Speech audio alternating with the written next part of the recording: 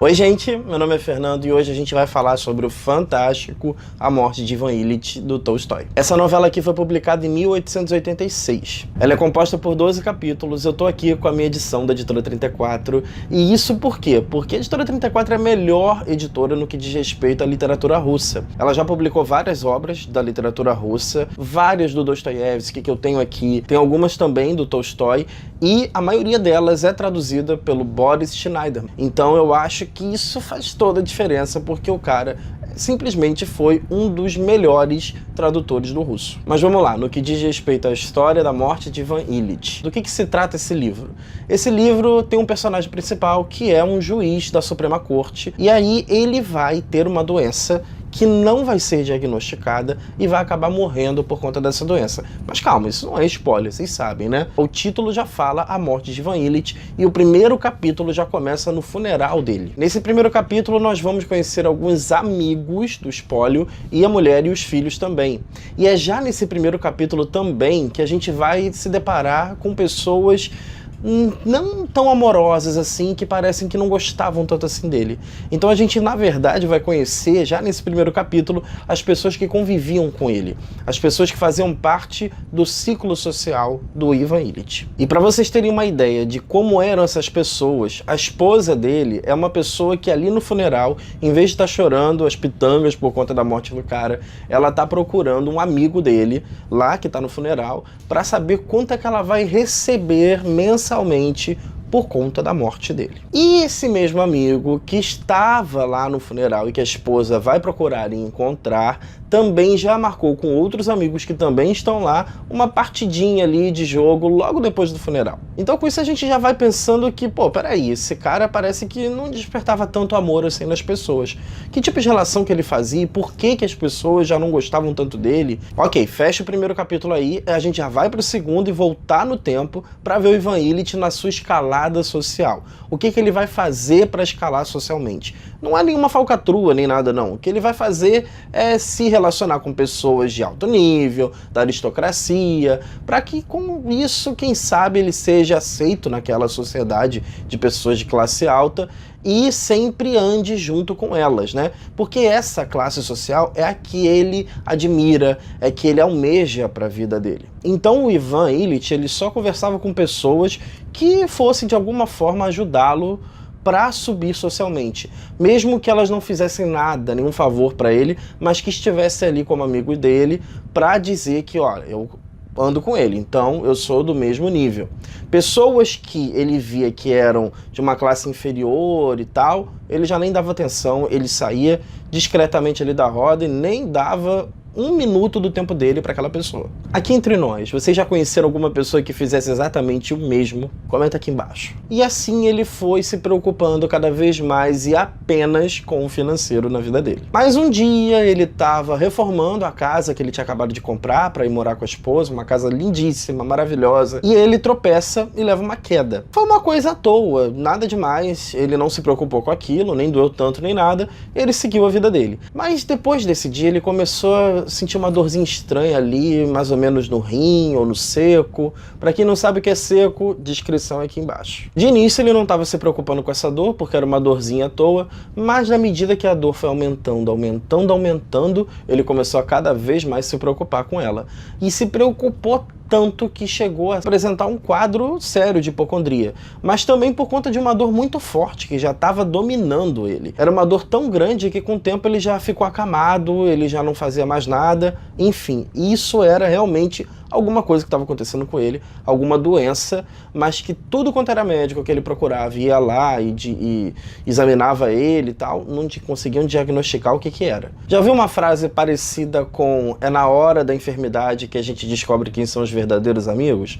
Pois é, foi nessa hora que o Ivan Ilitch, depois dessas dores, depois dessas preocupações, tudo isso dominando a cabeça dele e o corpo dele, é que ele começou a pensar em questões que ele não se preocupava até então. Ele percebe que a família mais cumpre uma obrigação quando tá cuidando dele do que outra coisa.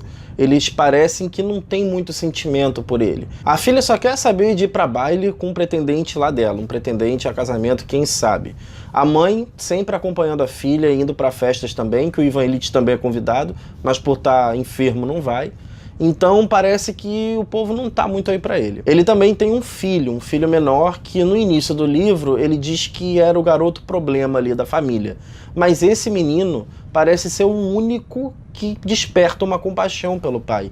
E o menino sofre com o sofrimento do pai. E o Ivan Ilitch tá lá, né, parado, agonizando de uma certa forma, e tá lá vendo o sofrimento do filho, enxergando pela primeira vez, né, o que o filho realmente sente por ele, e vendo também o que a outra galera não sente. Ele também vai ver um empregado dele, gostando muito dele e tendo compaixão e ajudando. A dor do Ivan Ilitch que ele sente, às vezes é amenizada quando ele consegue colocar os pés para cima.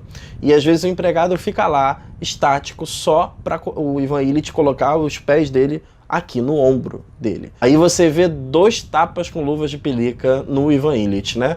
Primeiro que o filho, que ele normalmente rebaixava, não gostava tanto, é o único que está demonstrando uma certa compaixão e amor por ele, e o empregado, né, uma pessoa subalterna, um cara que é de uma classe inferior a dele, está sendo o melhor amigo dele naquele momento. Então a gente vai acompanhando esses últimos dias de vida do Ivan Ilitch. Ele já está acamado, ele já não está conseguindo nem andar de tanta dor que ele sente, já está fraco, sem forças, e ele vai cada vez mais se aproximando do filho e desse empregado, e um belo dia, que na verdade é um terrível dia, ele finalmente morre.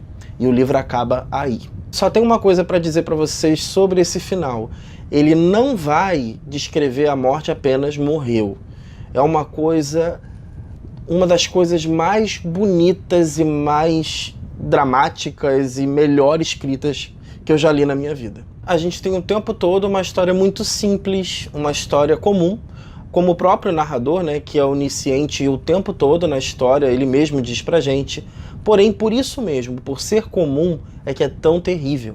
Porque qual de nós já não se viu numa situação extrema, num estado enfermo, né? Quando é que a gente já não ficou doente, dependente, carente de alguém, né? Carente de pessoas por perto para que cuidem da gente e estejam pelo menos ali por perto para conversar ou para ficar ali do lado. Se trata então de um ser humano posto em uma situação extrema. E esse é o tema central dessa novela. Tolstói, ele trabalhou exatamente em cima disso.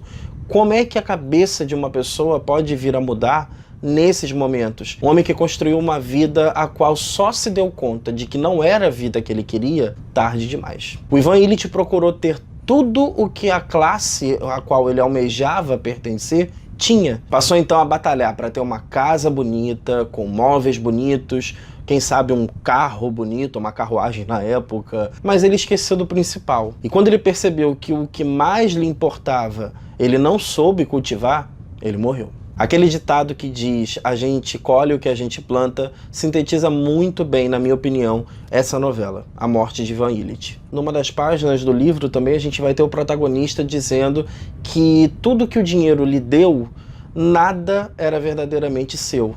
Porque tudo que ele tinha não ia ser levado com ele para onde quer que ele fosse depois da morte. Bom, vamos lá para as minhas opiniões quanto a essa novela. Eu já disse para vocês que achei fantástica. Em nenhum momento o Tolstói estica o texto dele e também ele não sintetiza demais. Eu digo isso porque particularmente eu já li algumas novelas que eu acho que foram um tanto sintetizadas demais.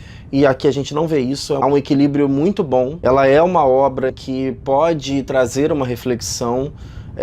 Isso é um elemento bem forte, inclusive, dessa novela aqui. E quem sabe, talvez, a pessoa que tenha essa reflexão não tenha coragem, ou pelo menos tenha vergonha de dizer que se identifica. E isso acontece muito com Memórias do Subsolo, do Dostoiévski, né? Eu fiz um vídeo, cardzinho aqui do lado, para vocês darem uma olhada lá. Eu disse para vocês no Memórias que eu me identifiquei com a obra, falei que fiquei morrendo de vergonha de dizer isso, e é verdade, eu me identifiquei e fiquei com vergonha. Eu acho que esse livro aqui pode trazer muita identificação para muitas pessoas. Fica a dica aí de uma leitura muito boa, que é curtinha, mas que vai fazer você refletir muito e se deliciar com mais uma obra maravilhosa do Tolstói. E não, gente, Tolstói não é só Ana Karenina, que eu nunca li, então não tô criticando, nem Guerra e Paz. Tolstói também é A Morte de Ivan Ilitch e tantos outros romances que eu já ouvi falar muito bem, inclusive contos que eu já tô lendo e um dia ainda vou trazer pra vocês. Então é isso, gente. Se vocês gostaram do vídeo, curtam, compartilhem, sigam a gente no Instagram. Não se esqueçam de se inscrever no canal também, ok? Um grande beijo e tchau, tchau.